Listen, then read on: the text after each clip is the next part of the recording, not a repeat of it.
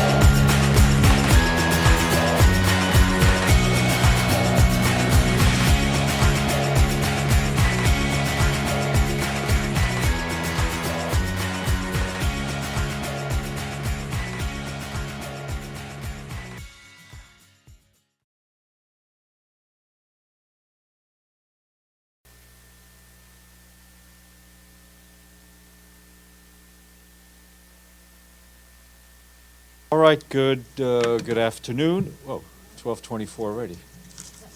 Ephraim, there's a seat up front. You sure? Just let me know when you want to ask a question. Okay, yeah. All right, good afternoon. Yes, just a quick update on the Secretary General. As you know, he is in Nepal on his first trip in preparation for the upcoming climate change summit, the COP28, which will be held in the United Arab Emirates later this year. This morning, he met with people from local communities in the Himalayas to hear directly from them about how they are being impacted by climate change. In a video message issued from Mount Everest, the Mount Everest region, the Secretary General noted that Nepal has lost close to 1/3 of its ice in the last 30 years. He said that glaciers are retreating, but we cannot. He stressed that we must end the fossil fuel age and we must act now to protect people on the front lines. And yesterday, the Secretary General had bilateral meetings with senior Nepalese officials, including President Paudel and Prime Minister Pushpa Kamal Dahal Prachandra. In a joint press encounter with the Prime Minister, the Secretary General extended his deepest condolences to the families of the 10 Nepalese students killed in the terror attacks by Hamas in Israel on 7 October, and his best wishes for the safe return of Bipin Joshi, who is missing. He repeated his utter condemnation of the appalling attacks perpetrated by Hamas, stressing there's no justification ever for the killing and injuring and abduction of civilians.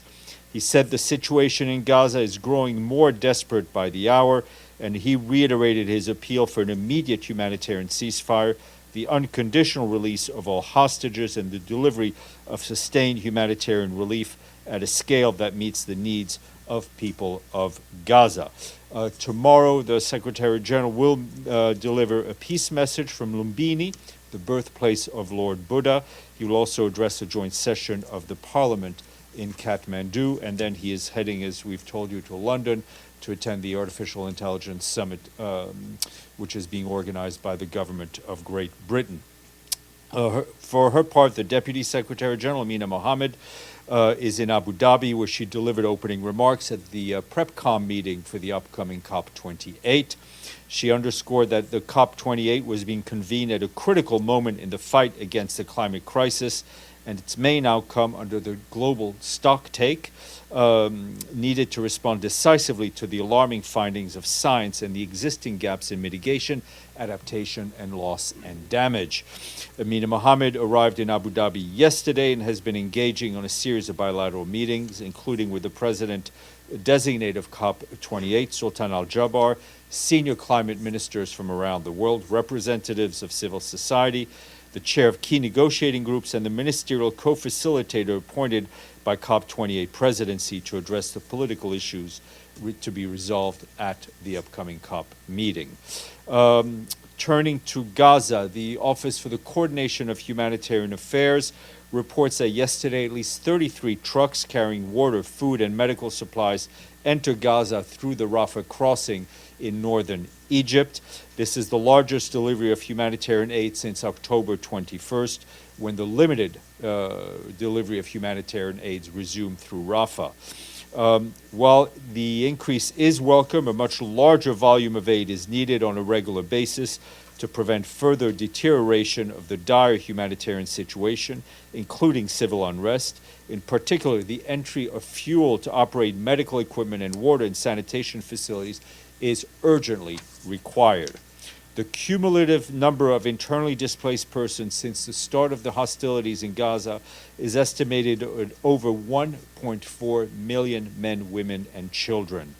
These include more than 670,000 people who are sheltering in 150 shelters run by UNRWA. And all of these shelters are way over their normal capacity. Over the weekend, in the vicinities of Shifa and Al-Quds hospitals in Gaza City and that of the Indonesian hospital in northern Gaza were reportedly bombarded, causing damage. This followed renewed calls by the Israeli military authorities to evacuate these facilities. All but 13 hospitals still operational in Gaza and northern Gaza have received repeated evacuation orders in recent days.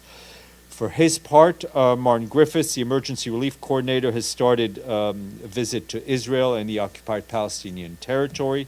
Mr. Griffiths said he will hold discussions on how to ramp up the humanitarian response for civilians in Gaza. Going back to Saturday, UNRWA reported that thousands of people broke into several UNRWA warehouses and distribution centers in Gaza, taking flour, hygiene supplies, and other items. UNRWA's operations director, Tom White, said this is a worrying sign that civil order is starting to break down after 3 weeks of war and a tight siege on Gaza. For its part, the World Health Organization called on all parties to the conflict to protect civilian and civilian infrastructures, and saying the obvious, that it is impossible to evacuate patients without endangering lives from the hospitals. The Security Council will hear more about, and yourselves will hear more about this humanitarian situation in Gaza this afternoon when the Security Council meets. The council members will be briefed by the Commissioner General of UNRWA, Philippe Lazzarini, and a Senior Director from OCHA, Lisa Doughton. We will get you those remarks before they are delivered. At least we'll try to do so. Meanwhile, back here, the Special Envoy for Syria, Geir Pedersen, briefed Security Council members on the situation in Syria. He warned that the Syrian people are facing terrifying prospects of a potential wider escalation, given the alarming developments in Israel and the occupied Palestinian territory. He sounded the alarm that the situation is now at its most dangerous for a long time and called for an immediate de-escalation while advancing the political process. Also addressing Security Council members was Edom Wosornu, the Director of Operations and Advocacy at the Office for the Coordination of Humanitarian Affairs. She said that several areas across the northern Syria experienced a serious escalation in hostilities. This had deep impact on the humanitarian workers and operations, particularly in the northwest of the country. 3 aid workers were among those killed, and many organizations are forced to temporarily suspend their operations.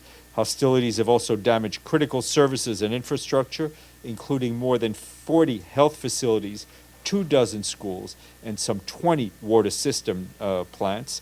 Temporarily affected also main power stations at Idlib. 10 months into this year, Ms. Wosornu said Syrian humanitarian response plan is less than 30% funded, and without additional funding, OCHA fears that many people will go without the support they need to get through the harsh winter months. And we've seen how harsh the winters in Syria can be. Turning to Lebanon, exchanges of fire across the Blue Line are continuing through the weekend, with 2 peacekeepers injured on October 28th due to shelling that impacted 2 UNIFIL positions in the sector east. UNIFIL is working to ascertain the origins of the shell fire. Among another UNIFIL compound was also hit by shelling on the same day, causing minor property damage.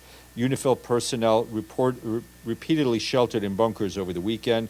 While UNIFIL premises have been impacted on several occasions since October 8th, the incident on the 28th were the first time that UNIFIL peacekeepers have been injured during the ongoing breaches of the cessation of hostilities along the Blue Line. We remind the parties of their obligations to ensure the safety and security of peacekeepers and the inviolability of UN premises. And again, we urge all actors to immediately cease hostile actions across the blue line. Moving to staying on peacekeeping, but this time in the Congo, the UN peacekeeping mission in that country, otherwise known as MONUSCO, said they're concerned about clashes between members of the M23 militia, the Congolese armed forces, and a coalition of armed groups that have been occurring daily since the beginning of October in the province of North Kivu. These clashes taking place in Masisi, Rutshuru, and Nyarongogo territories represent a serious escalation of the conflict in eastern Congo. There's also a serious threat to humanitarian relief operations and to the sites hosting displaced people in the periphery of Goma. Peacekeepers deployed a quick reaction force to Rutshuru to protect civilians, working closely with the Congolese armed forces and the East African Community Regional Force. UN peacekeepers continue to conduct patrols to protect Goma. They've also established security perimeters around humanitarian aid distribution centers in Kinshasa base and escorted the delivery of non-food items and other humanitarian assistance in the areas where approximately 25,000 internally displaced people are seeking protection around the mission's base. Also, I've been asked by some of you about the talks that are going on in Jeddah in Saudi Arabia regarding Sudan and whether we're involved in those talks. I can tell you that our colleagues at OCHA have a team in Jeddah to facilitate the humanitarian track of these critical negotiations. More than 6 months since the start of the current hostilities, we and our partners have reached more than 3.5 million people with humanitarian assistance, but that's only 20% of the people we've aimed to help. The number of people who need humanitarian assistance in Sudan has increased from an estimated 15.8 million people in November of last year to 24.7 million people in May, representing a 57% increase. In a statement issued over the weekend, the Undersecretary General for Humanitarian Affairs, Martin Griffiths, said the Sudanese armed forces and rapid support forces must fully adhere to international humanitarian law and ensure safe and sustained and unhindered access to people in need, including by breaking through the bureaucratic logjam. And an update from a humanitarian crisis that we don't want to overlook, which is taking place just a few hours flight south of here. Quick update from Haiti. The World Food Program tells us that since mid-August, violence in Port-au-Prince has forced about 40,000 people to flee from their homes. These recent movements bring the total number of displaced people across the country to 200,000.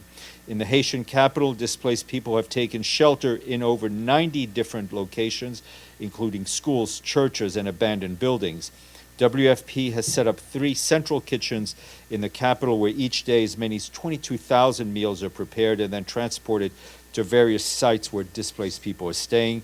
The food agency is in the process of shifting from serving hot meals to providing cash assistance to displaced people. However, and we often talk about what underfunding means for people, funding cut means that WFP has been unable to deliver continuous assistance to all those in need and is urgently calling for $136 million to reach the most vulnerable Haitians over the next 6 months. I have been asked about the situation in Bangladesh, and I can tell you that the Secretary General is concerned about reports of violence at political rallies in Bangladesh in which at least 9 people have died and numerous people have been injured. He calls on all parties to refrain from violence or any excessive use of force or arbitrary detention. He also stresses the need to respect for the right of freedom of expression and peaceful assembly. A couple of senior personnel appointments, then you get to ask me some questions. Today, the Secretary General is appointing Marcos Atias Neto of Brazil as the new Assistant Administrator and Director of the Bureau for Policy Program Services at UNDP. He succeeds Hao Xiong-Shu of China, who has been recently appointed as the Undersecretary General Deputy Administrator of UNDP. Mr. Neto is currently the Director of UNDP's Sustainable Finance Hub, and we congratulate him on his appointment. And today, the Secretary General also appointed Kirsi Madi of Finland as Deputy Executive Director for Resource Management, Sustainability, and Partnerships at UN Women. The Secretary General extends his appreciation to UN Women, his predecessor, Moaz Doraid of Egypt, who will continue to serve as UN Women Deputy Executive Director ad interim until Ms. Madi assumes her functions. Currently serving as Director of the Executive Director's Office and Chief of Staff at UNICEF, Ms. Madi brings over 30 years of experience. We congratulate her. Tomorrow I will have a guest, and that will be Epsi Campbell-Barr, Chairperson of the Permanent Forum on People of African Descent, and Jules Justin Hansford, a member of the forum. They will be here to brief you following the first presentation of annual reports of the General Assembly. And on a much lighter note, I think we all need to congratulate the South African Springboks for their win in a Rugby World Cup, which was wonderfully hosted by the French. Edie. Thank you, Steph. A couple of questions related to the Israeli-Hamas conflict. First, does the Secretary General have any comment on the entry of Israeli tanks into Gaza and its order specifically for Al-Quds Hospital to evacuate when it has people on ventilator and newborns in incubators, and on the Israeli statement that this evacuation order is allowed under the Geneva Conventions because self-defense can include hospitals when they claim that the headquarters of Hamas is under the hospital. Thank you. Okay, let me try to take some of those things backwards. I think on the evacuation of hospitals, the Secretary General, I think, is in full agreement with Dr. Tedros when he said it is impossible to evacuate hospitals in a conflict zone without endangering the lives of those patients, and that hospitals need to be protected under international law. As far as the ground incursion, I would refer you to the statement we issued over the weekend from the Secretary General, which I think refers to that. We continue to work and to call for a humanitarian ceasefire, to call for greater humanitarian access. I mean, we did see a larger number of trucks going in, but it remains a drop in the bucket, and we continue to call for the immediate and unconditional release of all the hostages. And one follow-up question related to the hostages. Hamas put out a video today of several hostages. Does the Secretary General have any comment on the release of that video and what it said? No, I haven't seen. I won't comment because I have not seen the video. I mean, video, no video. These people need to be released. Maggie. Steph, you said 33 trucks yesterday. It's already pushing 7 p.m. in the region Monday. Anything on Monday? We will know when Monday ends. And just to be crystal clear, no fuel whatsoever Correct. was on those? Correct. Okay, and then on Mr. Griffith's meetings in Israel and the occupied territories, where is he planning to go? I mean, obviously Gaza is kind of a no-go zone, but the West Bank is also seeing a real escalation in violence. So with whom is he going to meet and where? My understanding is that he will most likely go to the West Bank and meet with representatives of the Palestinian Authority. Today, I know Mr. Griffiths and Mr. Venislan both met with President Herzog as well as other Israeli officials. Ibtisam, then Deji, then Pam. For a follow-up on Mr. Griffith's visit to Israel and the occupied Palestinian territories, is he planning to go also to the Gaza Strip? And if not, why not? We will update his travels as they become clear. But did he ask the Israelis to allow him to go As there? I said, we will update his travels as they become clear. Okay, so then on the, I asked you, I think last week, about that Israelis are, after the October 7th, they're revoked the working permission of Palestinian workers from Gaza immediately. And there, according to local media reports, including Israeli media reports, there's at least 4,000 Palestinian workers who are held in detention centers. And there's also reports about human rights violations. So do you have any updates on that?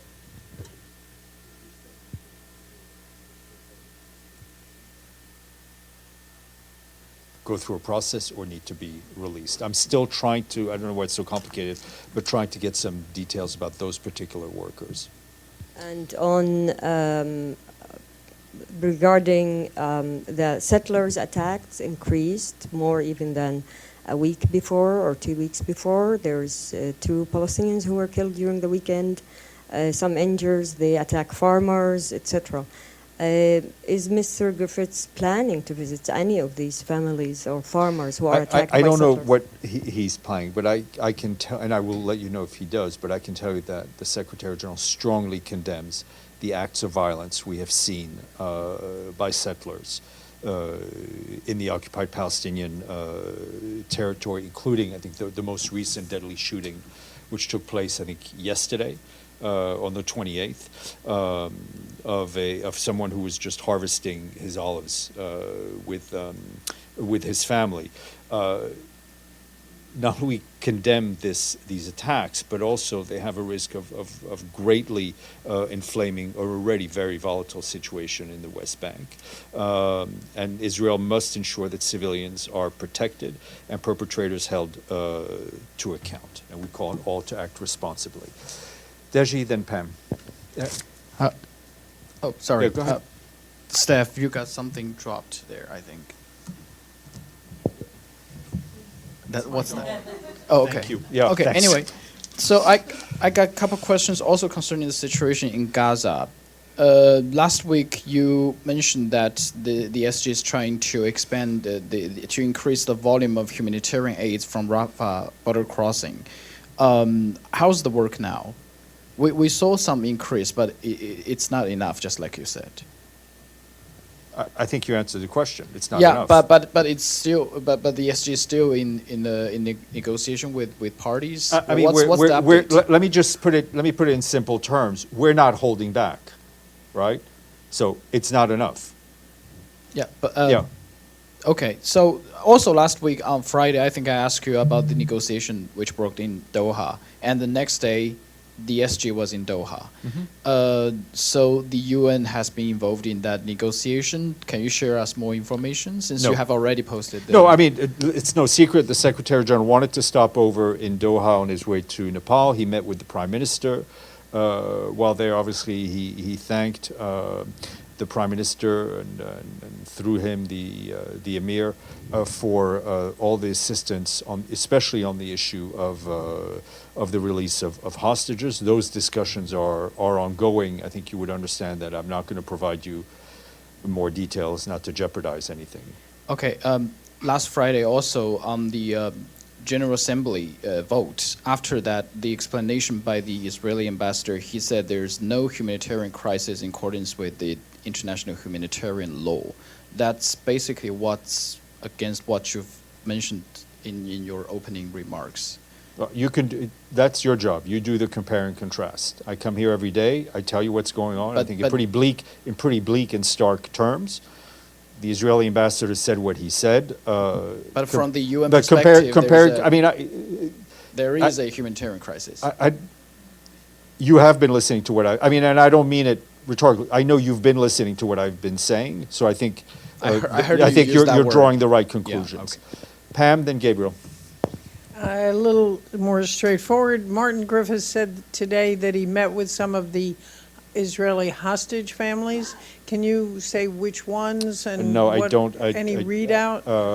Let's see what else we can get from Moshe. And it was an Israeli diplomat who said that Griffiths was not given a visa for Gaza. Is that correct? And Who said what? Sorry?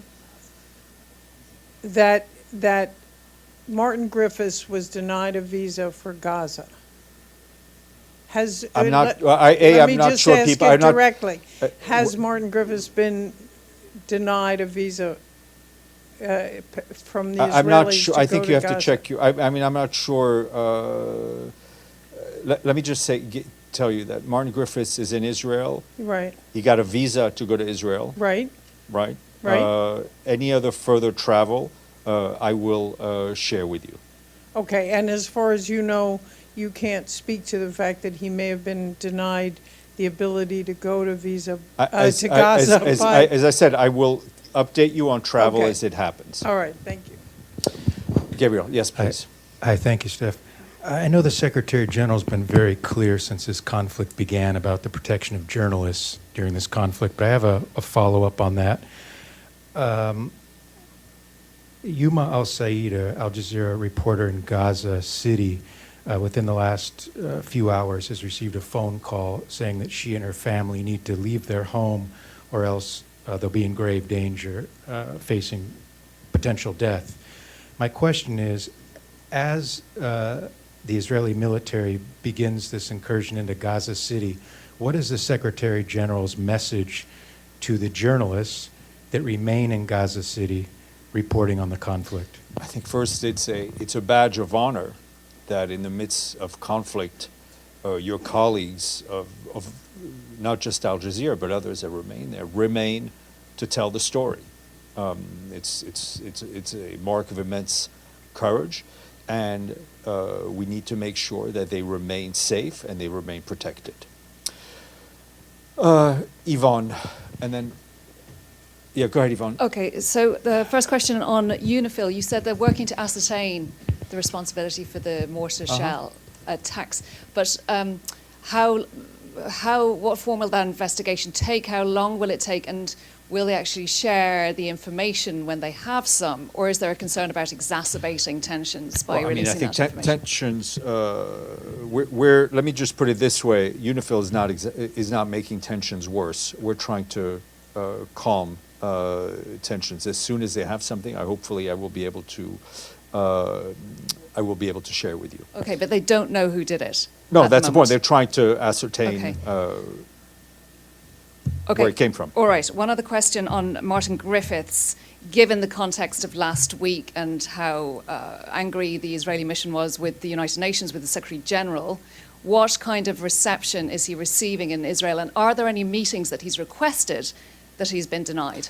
I'm not aware of him having been denied meetings he's requested. He, along with Tor, have continuously, since the beginning of this current crisis, have continued to have meetings with Israeli counterparts where we continue to advocate for the things we've been advocating for publicly. Celia. Steph, each time there is a war in the world, the Secretary General is deeply concerned. But nothing happened, that the war are still raging. Is the UN relevant?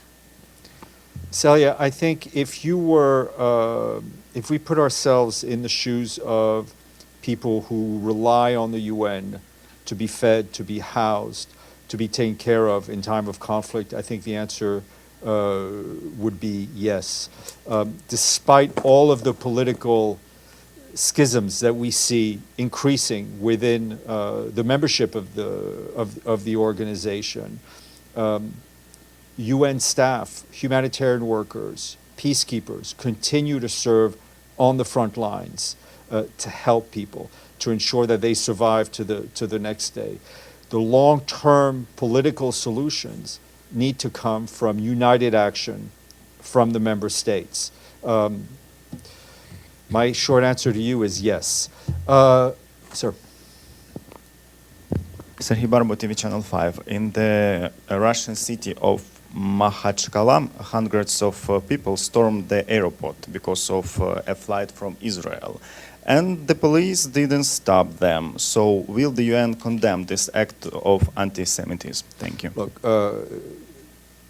two things. My understanding is that the security forces and the government have put things, have restored order, but we condemn unconditionally the actions and the words of those people who tried to storm the airport, who tried to hunt down people just because of their religion, and we condemn those acts of anti-Semitism without reserve. Stefano, and then we'll come back to round two, and then I think I'll go to the screen unless... Thank you, Stefan. Two questions. One on, for about 36 hours in Gaza, there was no internet, there was no there was nothing when the Israeli came in. Now, is this, I mean, is this important to understand what happened? Because it could be a crime to all of a sudden, I don't know, ambulance cannot respond to a call. I mean, obviously, communications is critical, right? The communications have now been restored. We are exploring various solutions to make our systems more resilient. I mean, the lack of communication is, of course, very bad for us because we lose contact with our staff. And I think whether it was UNRWA, World Food Program, UNICEF, and others, lost contact with their staff for quite some time. And it's, of course, critical for us to be able to have communications and contact with the people that we're there to serve. No, I'm sorry. I understand that it's important, but just my question is this considered something that is like a crime, something that international law? I'm not going to get into. Okay, then I have another question on. You told me before that the Secretary General didn't have contact with the government. I mean, with Netanyahu government, but he had contact with the President of Israel, Herzog. He on October 12th, the President of Israel said it is an entire nation how that he's responsible. It's not true, this rhetoric about civilians not being aware, not involved. This was on October 12th. When the Secretary General spoke with President Herzog, did you have an impression that the President of Israel thought that all the Palestinians in Gaza were responsible for the October 7 attack? I can't speak to every conversation that they've had. I know they've been in touch quite a bit. They also have a long-standing relationship, and they're continuing to stay in contact. Meanwhile, Tor and others are, I think today, met with the National Security Advisor of the Prime Minister. So, I mean, the contacts are being had. Alan. Thank you, Stefan. Just minutes ago, the representative of the Israeli army in Geneva, during the briefing in Geneva, said that they will not allow... The representatives of Israeli army in Geneva. He said that they will not allow to deliver fuel to Gaza Strip because they're not obliged by anything, any comments regarding that. I don't really understand. I'm not sure I understand the question now. But if it just happened a few minutes ago, I'm happy to look into it. But I can repeat it. If you could try, but I may still. I may try. Try. Explain it. Yeah. I mean, he stated literally that Israel will not allow to deliver the fuel. Well, I mean, I haven't seen that statement. What I can tell you is that we desperately need fuel for UN operations to run the health centers that we operate, to get fresh water, so WFP-sponsored bakeries can work and so people can drink. The fuel is needed. Okay, let me go to the screen. Benno and then Lenka. Thank you, Steph. Very loud environment. I hope you can hear me. My question is very easy, though. Joe Biden insinuated that he can't really trust the Gaza death toll because of it's coming from the Gaza health authorities. Does the SG trust these numbers? If yes, why? Benno, I think that the question in a different form was asked last week, but I'll repeat basically what I said, which is that we are very clear when we talk about the death toll in Gaza, we're very clear about the source of those figures, and those come from the Ministry of Health in Gaza. We do not take them as our own, we state where they come from. That being said, we've been through conflicts in Gaza before. We have found to be the figures issued, the death toll figures issued by the Ministry of Health in Gaza to be reliable and to be close to being on target, if I may use if I may use that that word. So we've had no particular issues with that data. Lenka. Thank you. Thank you, Steph. So 2 questions, please, if I may. Follow up on the internet issue. Elon Musk said over the weekend that he would be willing to connect communications of UN agencies. Has there been any contacts with him on this note? Yes, I know there has been some contact, and I also know that our colleagues who deal with the issue of telecommunications are in touch with various entities and governments and stakeholders to try to ensure the connectivity between the UN offices around the world and our colleagues in Gaza is resilient, as given its life-saving need for such communications. Your second question. Is the SG going to speak? Is the SG going to speak with him? No, I don't think this is an issue where the SG needs to speak to Elon Musk. I know they've been contacts with Starlink. Mushfiq. And sorry. Second question. Thank you. So the new U.S. Speaker Mike Johnson yesterday sent a message to the United Nations saying, quote, there will be a ceasefire only when Hamas ceases to be a threat to Israel, end of quote. And he sent it to the UN. I was wondering if you contacted him and what's your message back? No, I mean, I haven't seen that particular message. It's not that we're going to send a message back. Our message, the Secretary General can be criticized for what he says, and people have, and others have supported him, but he's been very consistent in calling for the same things wherever he is, and he will continue to do that, as well as all of his senior officials. Thank you. Mushfiq. Thank you, Stephen, for your statement on Bangladesh and the violence unleashed by the police and the ruling party of Bangladesh on October 28 to foil the main opposition PNP candidate. The police still arrested. They arrested main opposition. So, Mushfiq, Mushfiq, sorry, I don't mean to interrupt you. I know what happened. What is your question, sir? So my question, how could you believe that there can be an election which will be free, fair, and inclusive, because government is attacking the opposition and arresting all rank and file and their family members? I mean, we're obviously concerned, as I said, by the violence. We still think that it is important that there be calm and respect for all people's freedom to express themselves in advance of the elections. But I don't think anyone wants to prejudge the elections. Madam. No, go ahead.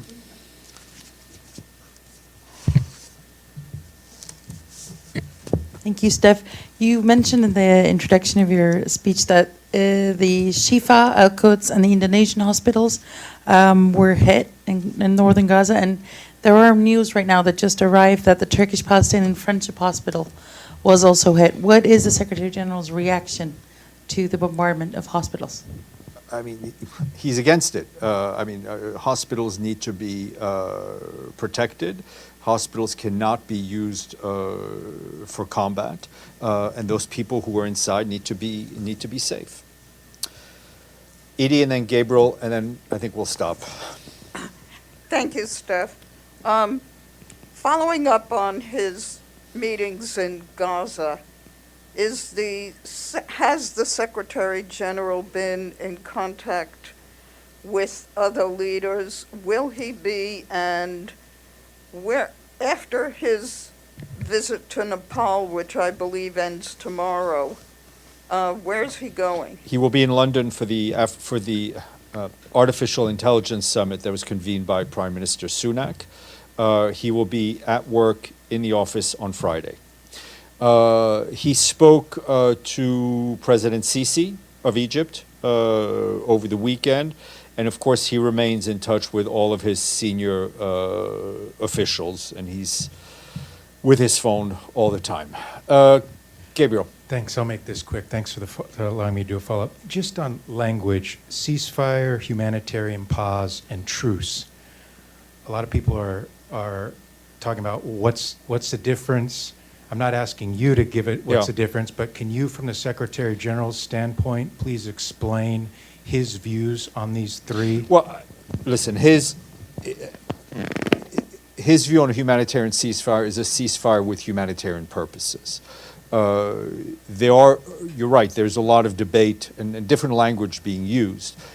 Ultimately, what we want to see is a situation where it is safe for humanitarian workers to deliver life-saving aid.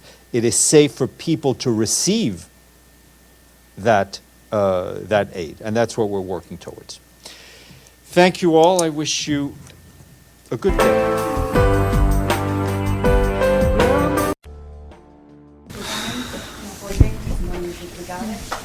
My name is Itay Raviv. I'm the spokesperson for the Embassy of Israel here in Canada.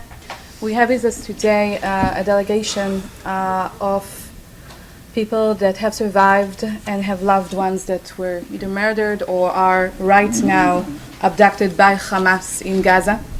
They came here in order to speak to government officials here in Canada and asking of the immediate release of all hostages, including their loved ones. And they are here to tell their story and answer questions.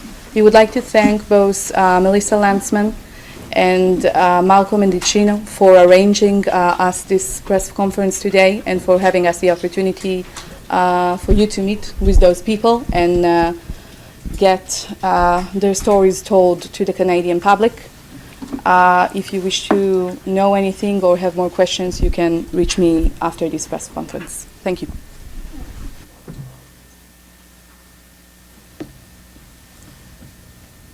So I'll start. Thank you again. So this is Avraham, my grandpa's brother. He lived in kibbutz Nir Oz together with his family, Ruti. Both of them are 78 years old. He used to live there with their son, Roy Munder, who was murdered on Saturday morning. And on that weekend, their daughter, Keren, came to visit with her son, Ohad, for the holiday for the weekend, just to see grandpa and grandma. And the four of them, Avraham, Ruti, Keren, and Ohad, were abducted by Hamas into Gaza, and they have been there since that Saturday for over 3 weeks. We don't know what their condition is, whether they're alive or not. Avraham, my uncle, he's an old person. He can barely walk. He uses a cane. He needs to take medicine. His vision isn't great. And both of them, my uncle and Aunt Avraham and Ruti, are peace activists. They've been participating in so many peace programs. They used to take sick children and people from Gaza into hospitals inside Israel. And their kibbutz Nir Oz suffered so many casualties. It was a small community of 400 people, and one of 4 people who used to live there was either murdered or abducted by Hamas on that morning. Everything there is ruined, burned to the ground, and we really want everyone who was abducted to be released immediately and as soon as possible. My name is Alexandra. I'm sister-in-law of Sapir Cohen. Sapir went with Alexandra, her partner, to kibbutz Nir Oz to have a celebration of a Jewish holiday with Alexandra's family.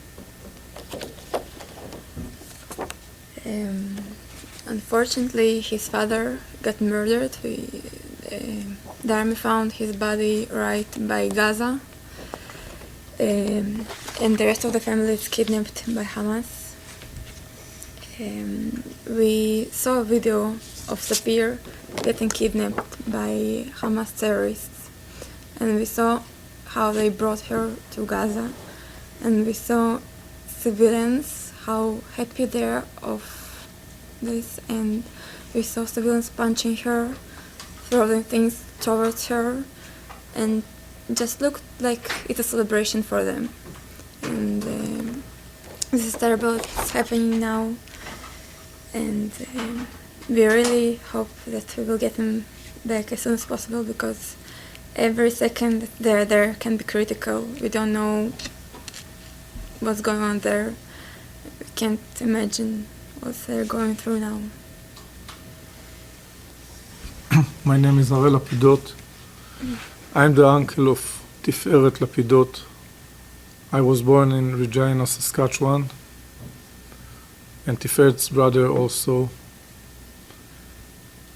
Tiferet was 23 years old. She was supposed to have her birthday on Monday, just after that horrible Saturday. The last time we've heard from her was on Saturday, 10 o'clock, when she called her mother, telling her that she is hunted by the terrorists of Hamas. Can imagine for a mother to hear that kind of horrible thing, not without any possibility of doing something to help her own daughter. Tiferet was just after a period of volunteering in South Africa for kids with special needs. You can see in the picture the kids there weren't Jews.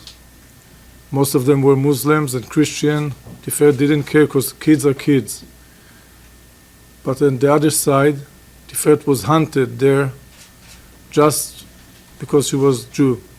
My second name is Michael. I'm called after my grandma's brother. My grandma is also Canadian. He was hunted in the streets of Budapest only because the fact he was Jew. He pretended to be Christian in a hospital in Budapest. But he was hunted of being Jew, shot down in the streets of Budapest, and unfortunately Tiferet was hunted like an animal. It took more than 11 days to identify her body. We thought she was kidnapped because her cell phone was even stolen from her. It took more than 11 days. You can imagine what happened to her. We're hearing the horrified things that happened to girls and to people that stood on the hands of Hamas and was in the hands of Hamas. Those things are the exact things that we have heard from my grandma during the Holocaust. Hand chopped. We felt Tiferet's body. Parts of her were missing. Those are things that, as a Canadian and as a human being, are unbearable. And we expect the Canadian government, and we want and we ask the Canadian government to help and support Israel. First of all, the hostages that are held there should be immediately back. Canada can help them. And to support Israel, that's an act, unhuman, unbearable act of Nazi people. And as Canada stood against ISIS, against that horrible terror, we want Canada to stand for Israel. It's not a matter of Israel, it's a matter of the Western world with the values that I grew up into and the shared values of Canada and Israel. My name is Chen Zeigen. My mother, Vivian Silver, 74 years old, was born and raised in Winnipeg, Manitoba. In 1974, she chose to move to Israel and make her life there. For 33 years, she has been living on Kibbutz Be'eri. That's where I grew up. The community of Kibbutz Be'eri was decimated with more than with 100 people found dead. 7, 8, 9, 10. Been identified yet. Yeah, hello? Good. Some Call the other side. Appeared kidnapped. My mother Correct. dedicated her life Why? to peace Kira. building, to garner understanding between Israelis and Palestinians, Allô? to fight for equality between Ça va? Israeli and Arab 1, citizens, 2, 3, 4, 5, 6. Excellent. citizens of Israel. 1, 2, 3, 4, 5, 6, 7, 8, 9, 10. C'est beau. Parfait. Merci, Liliane. Bye. Devoted her professional life, and also after her retirement, she devoted her life to the peace movement. She also was among the people who volunteered to drive sick Palestinian children from Gaza to get treatment in hospitals in Israel. 1, 2, 1, 2, 1, 2, 1, 2. 1, Many 2. of C'est her bon? friends volunteering on the same program were murdered on the kibbutz. We hope that the Canadian government will join the international effort to pressure and promote the release, unconditional release of all these hostages. Hamas is trying to frame the hostages as prisoners of war, but these are babies and toddlers and women and elderly people taken from their homes. They have not had any access to any international committee like the Red Cross. We have not been given any information about their fate till this day. I am not sure if my mother is alive or dead, or whether she was injured or not. Her house was completely burned down.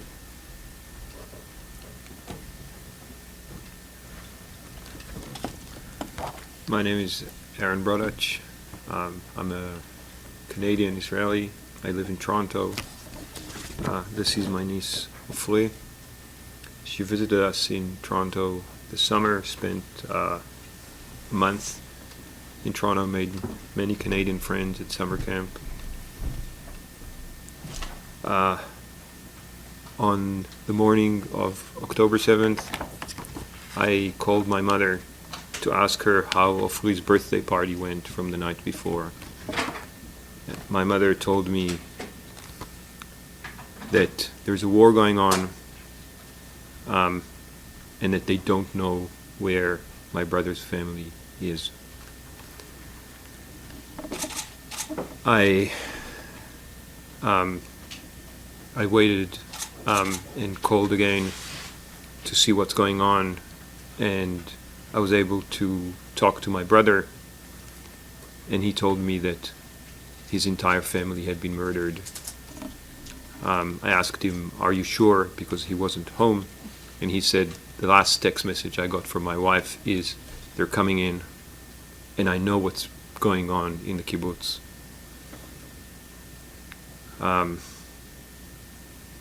Everyone was shocked. But a day and a half later, we learned that someone had seen them taken from their house.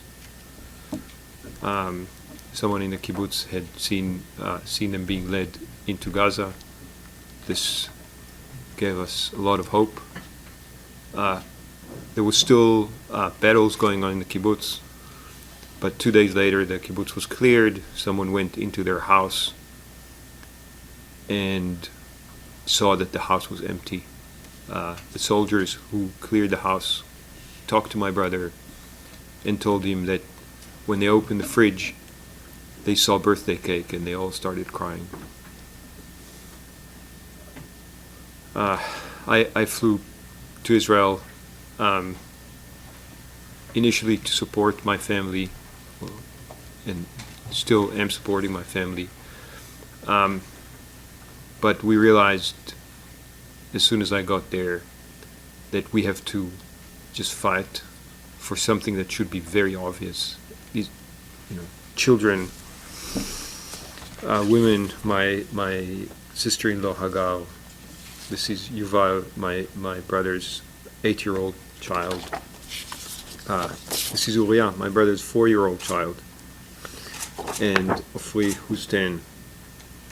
These kids, they want to go home and play Xbox. Ofri wants to celebrate her birthday, get her birthday gifts, which they're still wrapped. My brother sits and plays the guitar that he bought her, and wishing he was able to teach her how to play. This should have ended in terms of the hostages 23 days ago. This is not. There's a complicated war going on, but this is a very simple piece in that there's a crime against humanity happening every single day. That my family, 33 children, 239 hostages that we know of right now are being held. This is just a horrible crime. I think everyone can completely understand that this is just wrong. We really appreciate, or at least I can speak for myself, I really appreciate the Prime Minister and the Speaker taking their time to hear our stories. And we hope the Canadian government and the Canadian people can help us.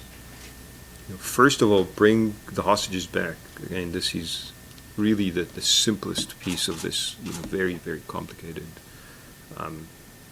situation. We'll now turn to the floor for questions. As is common, one question, one follow-up. I'll remind my colleagues not to go too close to the microphone for our interpreters' sake. And if we have time, we'll move to questions online. We'll begin with Jillian.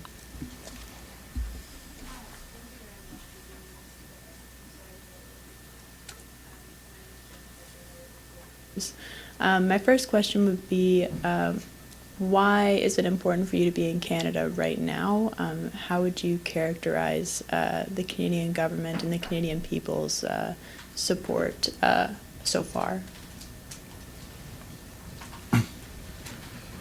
Well, Canada helped and supported the states, and the coalition was part of the coalition against ISIS. As a Canadian, I think and I know that Canada can and will be a part of a coalition that demands those animals, bringing those people back home. It's not a part of anything. They're just ordinary people. My Tiferet, my baby, was just dancing in a peace party. They have nothing. She never went to the army. She never held a gun. She knows nothing about politics. That's a basic human being, basic value, that citizens are out of any question of war. And we know that the values of Canada are the same values. So that's why we are here, as some of us Canadians, asking the support of Canada government and people being with us, because now Israel is in the front, but some Muslims are looking there. I'm talking about the terrorists of the terrorists. They're looking and asking themselves, what is Canada going to do? What is the state going to do? What is France going to do? And if the answer will be, we are fighting terror, we are doing whatever should be done, that would be the right answer to terror, being with us.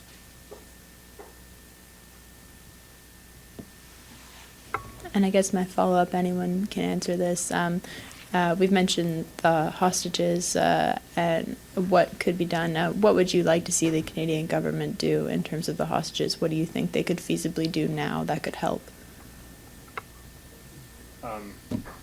You know, I'm not a politician, not a strategist, but it's very clear that international pressure is needed to make this move faster. We've seen hostage situations before, nothing even close to this. We know how they end, and sometimes they take a short amount of time, sometimes they take years. And we need to make this happen as soon as possible. There are children being held 23 days. It's unheard of. And we need the governments of the world to pressure both Israel and Hamas to make this happen quickly. It has to happen now. And you know, prioritize this, the hostages over everything else that is happening. Some things take time, but this is not one of them. This has to happen right now.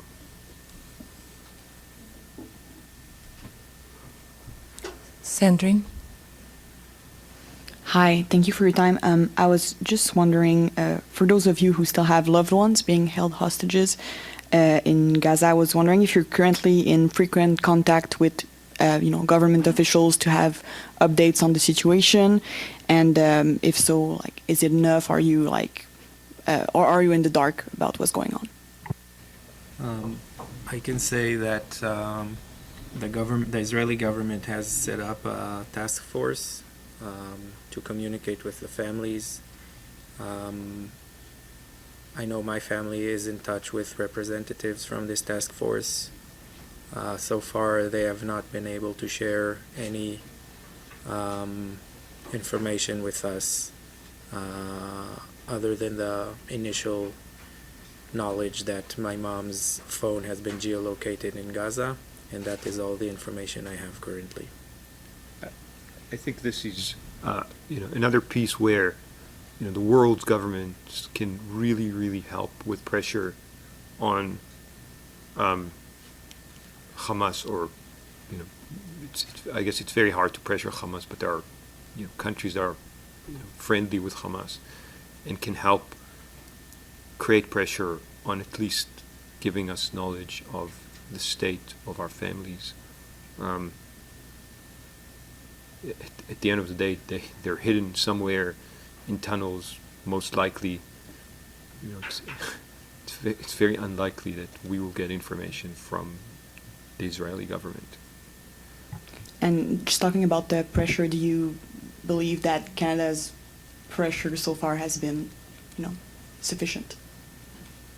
I can answer that. I think, I don't know if only necessarily Canada, but I'm sure that the international pressure isn't enough because they're still there. So there hasn't been enough pressure. Like I said before, Hamas is a terror organization and they don't cooperate with any international organization. Like I said before, the Red Cross hasn't visited the hostages. There are babies there, babies. There's a 9-month-old baby who is there. The baby doesn't eat solid food yet. Okay, we don't know if he has his mother with him. There are kids there that saw how their parents are butchered in front of their eyes. The whole world needs to deal with this as a top priority. A top priority. So I think that Canada hasn't done enough yet. I think the world hasn't done enough yet. And this should be a top priority of the whole world, the whole Western world. Anyone who believes in human rights, in humanity, and humanitarian support. Because like I said before, every day, every hour that they're there is a crime against humanity. What they did is atrocities that the world hasn't seen. They need to come up with a new term for it because it's worse than a crime against humanity. Kevin? Just to follow up on what Canada can do, is there something, whether it comes to sanctioning Iran or perhaps pressuring Qatar, are there some tangible things that you'd like to hear from the Canadian government in terms of messaging that you feel would be stronger in terms of helping your family members who are hostages? Sorry, I could direct it to someone if you like, or if you would. But I'm interested to hear multiple opinions, if it's okay. I can say that, in my opinion, as long as there's a message of business as usual, Canada, as other prominent countries, have diplomatic relations and financial ties. As long as there is no immediate action, this is a message of legitimation. So we are hoping to see decisive action.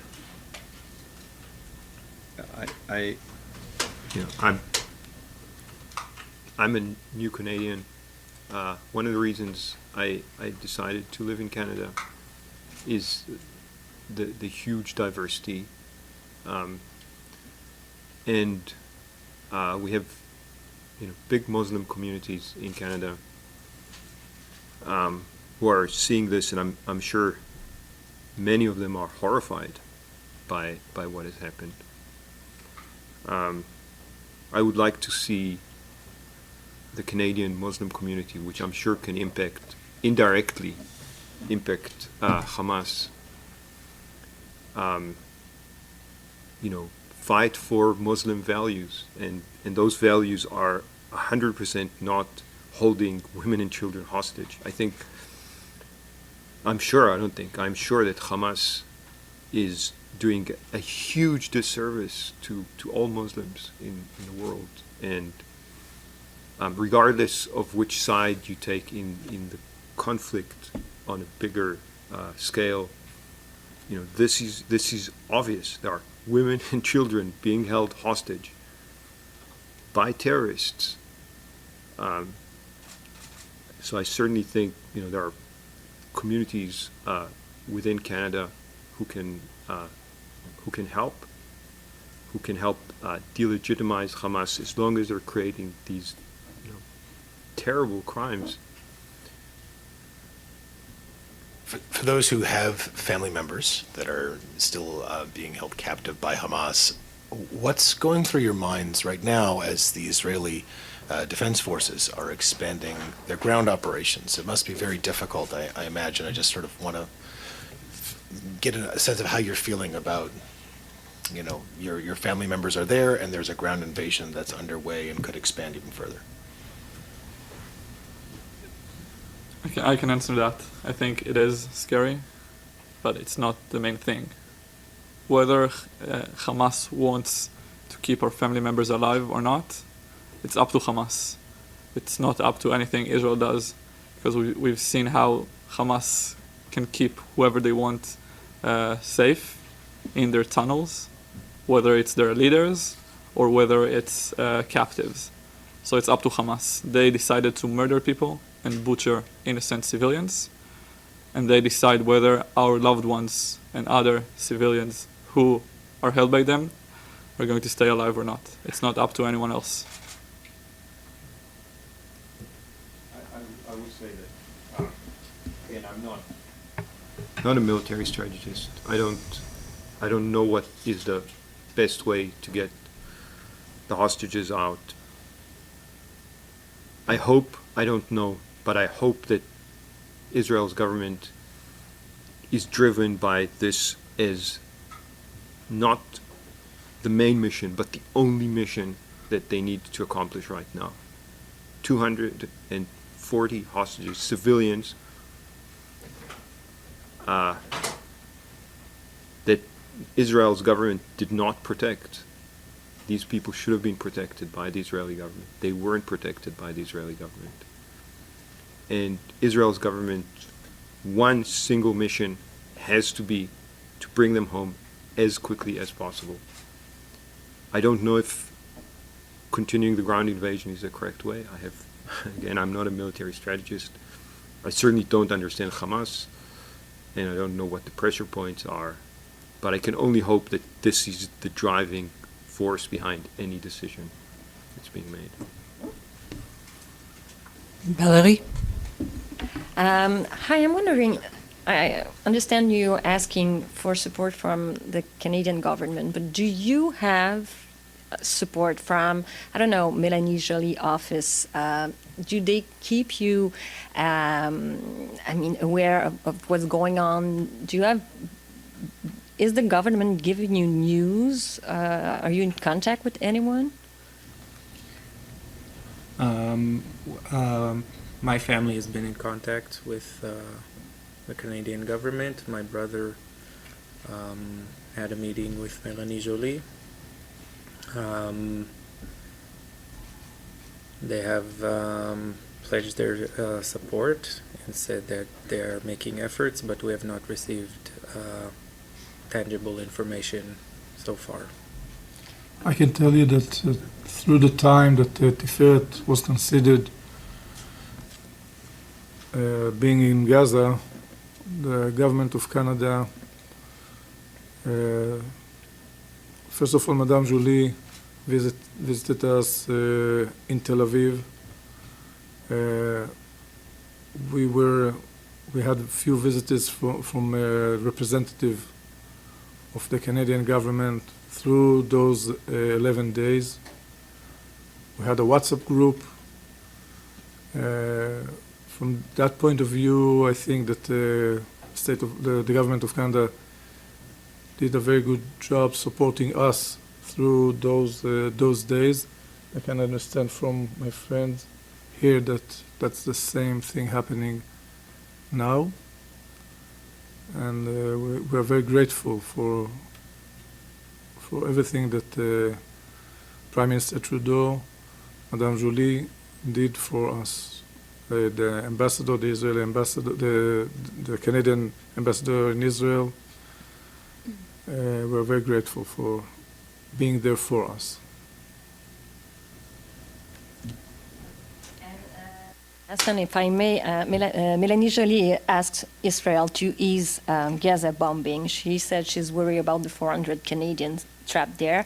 At this moment, do you think it's a fair request? Focus this one on the hostages and the families.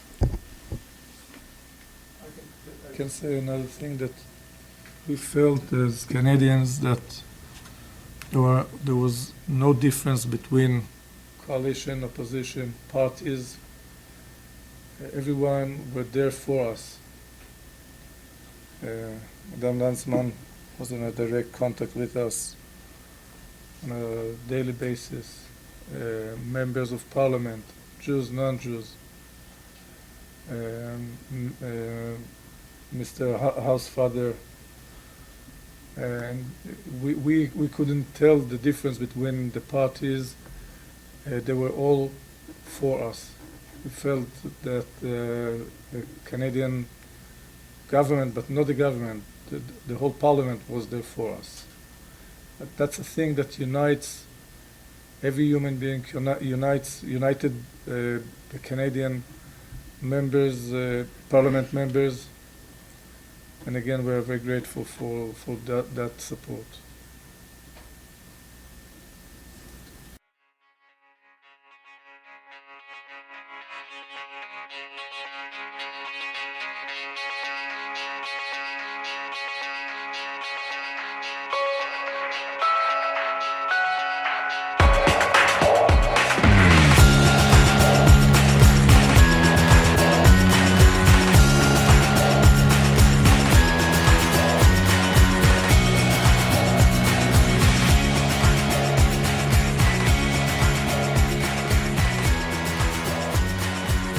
This show has been produced by Depictions Media.